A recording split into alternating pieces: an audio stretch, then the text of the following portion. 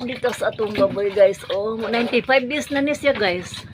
Naka 100 days anay, mag-count na lang taog. 15 days para siya mga anak. Mapaitik pamasa na mo guys, kaya dahang busy ni. Mo siya 95 days. O yan siya.